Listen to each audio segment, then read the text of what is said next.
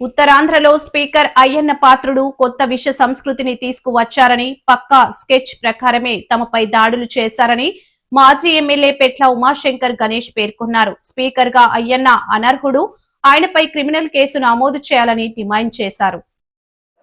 అలాగే ఎస్పీ గారిని కలిశాను, ఒక రికమెండేషన్ ఇచ్చాను స్పందనలో. ఇక్కడ మరి 25 నుంచి కూడా కోర్టుకి వ్యతిరేకంగా పనులు చేస్తున్నారు కనుక వాళ్ళందరి మీద యాక్షన్ తీసుకోవాలని చెప్పినప్పుడు కూడా ఏమాత్రం కూడా పట్టించుకోలేదు జిల్లా కలెక్టర్ గారు కానీ ఎస్పీ గారు కానీ. ఆ రోజు రాత్రి మేమందరం కూడా అక్కడ ఏదైతే ఆ చెరువులోకి వెళ్ళకూడదో హైకోర్టు ఆదేశించిందో దానికి విరుద్ధంగా అక్కడ లారీలతో పిక్క వేస్తారని తెలిసి మేము షూట్ చేయాలి, హైకోర్టుకి సబ్మిట్ చేయాలి కనుక మేము వెళ్తూ అక్కడ ఉన్న స్థానికంగా ఉన్న మరి సీఏ గారు ఎవరైతే ఉన్నారో టౌన్ సీఏ గారికి చెప్పాం మేము, సరే ఇక్కడ విరుద్ధంగా జరుగుతుంది, మీరు ఎవరైనా పంపించండి, మేము షూట్ చేస్తామని చెప్పంటే వెంటనే ఎస్ఐ గారిని పంపించారు. మేము అప్పటికే విజువల్స్ అన్ని తీసుకుని హైకోర్టు సబ్మిట్ చేయాలనే ఉద్దేశం మీద. ఈ లోపు ఎవరైతే అయిన పథకాలకి గూండాలు రౌడీ షీటర్లు ఉన్నారో అక్కడ అందరూ కూడా మా మీద అటాక్ ఇవ్వడానికి రెడీ అయ్యారు. మా తాలూకా మా పార్టీ నాయకులందరూ కూడా నిలువరించడం జరిగింది. ఈ లోపు తోపుదాటలు కూడా జరిగినాయి. మా మీద అటాక్ కూడా ఇవ్వడానికి చాలా ప్రయత్నం చేశారు. మా వాళ్ళని కూడా చాలా మంది కొట్టడం కూడా జరిగింది. ఈ లోపు పోలీసులందరూ కూడా ఎక్కువ మంది వచ్చి నన్ను అక్కడ నా కారులో పంపించే ప్రయత్నం చేస్తుంటే వెనక కారు అద్దాలు కూడా పగలగొట్టడం జరిగింది. అంటే ఒకటే చెప్తున్నా, ఈరోజు ఏదైతే అయ్యన్న పాత్రుడు సృష్టి క్షేత్రం అంటున్నాడో దాన్ని మేము ఏమంటున్నామంటే పక్కనే 400 మీటర్ల పక్కనే 500 మీటర్లు ఉంది బలిఘట్టం అనేది పెద్ద పుణ్యక్షేత్రం మాకు. ఆ పుణ్యక్షేత్రంలో బ్రహ్మలింగేశ్వర స్వామి ఆలయం ఉంది, పక్కనే లక్ష్మీదేవి ఆలయం ఉంది, శనీశ్వర సేవ ఆలయం ఉంది, పక్కనే అన్నవరం సంబంధించిన దేవస్థానం ఆలయం ఉంది, పాకలపాడు సంబంధించిన ఆలయాలు ఉన్నాయి, వరహానది ఉంది. ఎంతో కొన్ని వందల సంవత్సరాల నుంచి కూడా ఆ ప్రాంతం అంతా కూడా పుణ్యక్షేత్రం. మేమంటున్నామంటే ఏదైతే సృష్టి క్షేత్రం అనుకుంటున్నావో ఆ సృష్టి క్షేత్రాన్ని ఈ పుణ్యక్షేత్రంలో పెట్టాలని చెప్పి మేమందరం కూడా అడిగాం.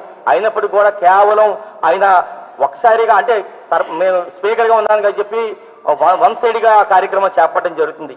ఒక్కసారి ఆయన పద్ధతి గురించి కూడా చెప్పాలి మీ అందరూ కూడా. ఎందుకంటే అంటే ఈరోజు నర్సీపట్నంలో లాటరైట్ తవ్వకాలు జరుగుతున్నాయి. ఒక సంవత్సరం నుంచి అవుతుంది. సుమారుగా 100 కోట్ల రూపాయలు దోచేస్తున్నాడు. నేటికి పోయిన నెలకి సుమారుగా 400 కోట్ల రూపాయలు దోచేశాడు. ఏంటంటే అంటాడు, మన అహంకారంతో మాట్లాడతాడు అయ్యన్న పాత్రుడు, నేను 100 కోట్ల రూపాయలు సంపాదిస్తున్నా లాటరైట్ మీద, ఒక 50% అమరావతిలో ఒక యువ నాయకుడికి పంపిస్తాను, ఎట్టి పరిస్థితుల్లో కూడా నా కొడుకు రాజ్యసభ ఇస్తాడని చెప్పి గర్వంతో అహంకారంతో మాట్లాడుతున్నాడు.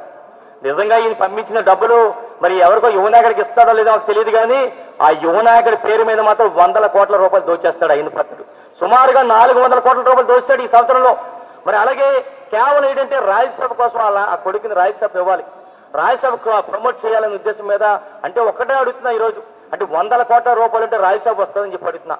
నిజంగా ఈ కొడుకు కానీ రాజ్యసభ కానీ వచ్చినట్లయితే ఏదైతే అహంకారంతో మాట్లాడారో అయ్యన్న పాత్రుడు నిజమనే మేము భావించాలి నిజంగా వస్తే. ఎందుకంటే 100 కోట్ల రూపాయలు ఇచ్చని చెప్పి అందరితో అహంకారంతో మాట్లాడుతున్నాడు. నిజంగా ఈయనకి రాజ్యసభ వస్తే నిజంగా 100 కోట్ల రూపాయలు ఇచ్చే తెచ్చుకున్నాడని చెప్పి మేము అందరం కూడా భావిస్తాం. అలాగే అయ్యన్న పాత్రుడు పక్కనే మాకు చోడవరం నియోజకవర్గం రోలుగుంట మండలం అన్ని క్వారీస్ ఉన్నాయి. ఈయనకి ఏంటి సంబంధం సార్? అక్కడ పక్కనే చోడవరం నియోజకవర్గం అయినప్పుడు కూడా ఈయనకి ట్యాక్స్ కట్టాలి. ఏంటంటే ట్యాక్స్ ఏపీ ట్యాక్స్ అట.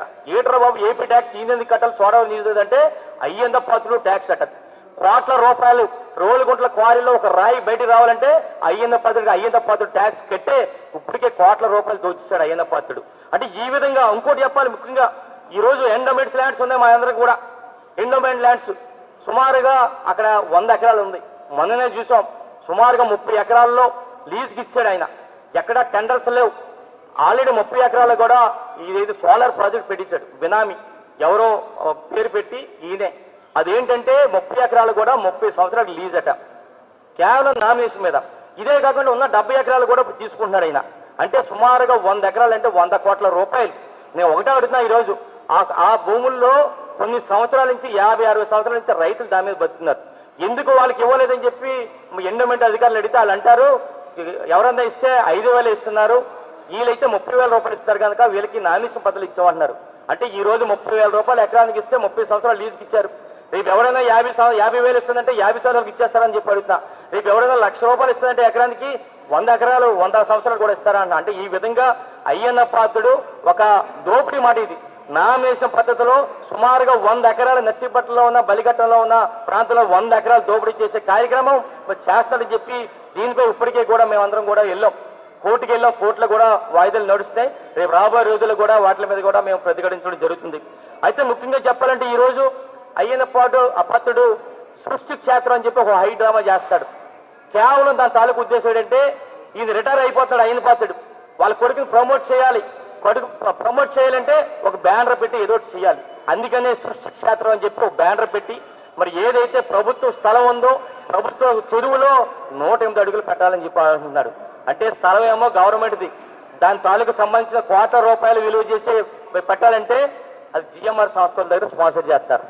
జిఎంఆర్ ఏమో స్పాన్సర్ చేస్తారు, చెరువు ఏమో గవర్నమెంట్ది. ఈయన చూస్తే ఆ కొడుకు ప్రమోట్ చేసేయాలనే ఆలోచనలో మరి ఈ విధంగా ఉన్నాడు. అంటే ఒకటే అడుగుతున్నా అయిన పోతండి, ఈ సృష్టి క్షేత్రం చెప్తా కదా, మరి ఈ 40 సంవత్సరాలు ఇండస్ట్రీ అంటుంది అత్తమాట కూడా, 40 సంవత్సరాల నుంచి ఎన్నో పదవులు చేసావు, ఈ 40 సంవత్సరాల్లో ఎందుకు నువ్వు సృష్టి క్షేత్రం పెట్టలేదు అని అడుగుతాను. అంటే కేవలం నువ్వు రిటైర్ అయిపోతున్నావు కనుక ఈ సంవత్సరంతో 2 సంవత్సరాలతో నీ కొడుకుని ప్రమోట్ చేయలేదు కనుక ఈ సృష్టి క్షేత్రం పెట్టి బ్యానర్ చేసి ఈ రోజు రైతాంగాన్ని నష్టం చేసే కార్యక్రమం చేస్తామని చెప్పి మీ ద్వారా తెలియపరచడం జరుగుతుంది. అయితే ఒకటే ఈ రోజు అయిన పాత్రుడు ఎన్నో గొడవలు చేస్తాడు, రౌడీజం చేస్తాడు, గూండాజం చేస్తున్నాడు. ఇప్పటికే చూసాం 20 రోజులు ఈ 2 సంవత్సరాలు చూసాం, రేపు రాబోయే రోజులు కూడా 3 సంవత్సరాలు కూడా చూస్తాం. మేము ఒకటే చెప్తున్నాం అయ్యన్న పాత్రుడికి మీరు చేసి అన్ని కూడా చూస్తున్నాం. రేపు జగనన్న ప్రభుత్వం రాగానే వచ్చిన వెంటనే చట్ట ప్రకారం మీకు అందించిన మొత్తం వడ్డీతో సహా చెల్లించేస్తామని చెప్పి అయ్యన్న పాత్రుడికి చెప్పడం జరుగుతుంది. ఈ రోజు కూడా ఎంత దురదృష్టం అంటే ఈ రోజు కూడా మేము కంప్లైంట్లు ఇచ్చినప్పటికి కూడా మేము ఆందోళన చేసినప్పుడు కూడా ఈ రోజు కూడా పని ఆపలేదు, అక్కడ పనిచేస్తారు. అంటే ఒక హైకోర్టు వారు ఇచ్చిన తీర్పుకి విరుద్ధంగా ఈ రోజు కూడా పోలీసుల సమక్షంలో అక్కడ వర్క్ జరుగుతుందంటే ఏం చెప్పుకోవాలి?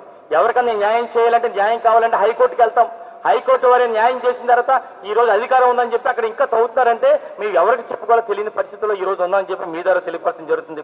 అంటే కేవలం ఏంటంటే హైకోర్టు వారు ఇప్పటికే జిల్లా కలెక్టర్ గారికి ఇరిగేషన్ అధికారులు కూడా ఆర్డర్స్ పాస్ చేశారు, ఎటువంటి చర్యలు తీసుకోవద్దని. కానీ ఏ మాత్రం అనకాపల్లి జిల్లా కలెక్టర్ గారు పట్టించుకోలేదు. ఎందుకు పట్టించుకోవాలో తెలియదు, మరి భయంతోనో భక్తితోనో తెలియదు, కానీ ఏ మాత్రం పట్టించుకోలేని పరిస్థితిలో ఉన్నారని చెప్పి ఈ సందర్భంగా తెలియపరుస్తాను. ఒకటే చెప్తా, ఈ రోజు ఈ 5 సంవత్సరాల్లో కూడా మేము చాలా పాఠాలు నేర్చుకున్నాం. మరి ఇప్పుడే 2 సంవత్సరాల్లో చాలా పాఠాలు నేర్చుకున్నాం, మరి రేపు రాబోయే రోజులు కూడా చాలా పాఠాలు నేర్చుకుంటాం. అయిన పద్ధతి ద్వారా వచ్చిన తర్వాత జగనన్న ప్రభుత్వం వచ్చిన తర్వాత ఏదైతే మీ దగ్గర పాఠాలు నేర్చుకున్నామో ఆ పాఠాలన్నీ కూడా వడ్డీలతో సహా మీకు పాఠాలు